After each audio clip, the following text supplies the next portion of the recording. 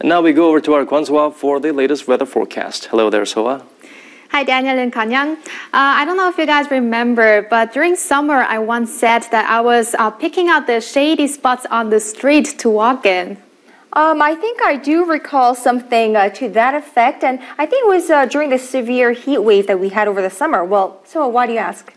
Well, because now I'm doing the opposite thing. I find myself intentionally walking in the sunny spots. I bet you're not the only one, but even though it was very chilly today, we did get to actually see the sun at least, right? Yes, we did. We were affected by a high pressure front today and will be tomorrow too, which should be situated in the west coast.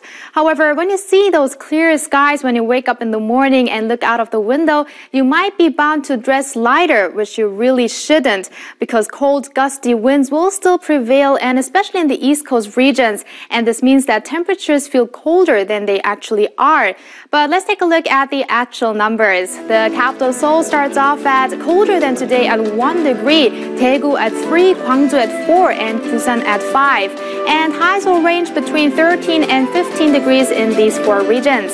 Let's move over to Daejeon, which drops to the freezing point, so you may observe some frost. Jeju and Dokdo will have much warmer mornings, that is, and Mount Kumgang plunges to -5 overnight. Now that's all I have for now, but I'll be back with more updates after 8. Thanks for that, So-ah, and that brings us to the end of today's newscast. Thank you for watching. This has been Daniel Che. And I'm Moon Kanyang. Thank you as always for being here with us. Have a great night, and we hope to see you right back here tomorrow evening. Good night.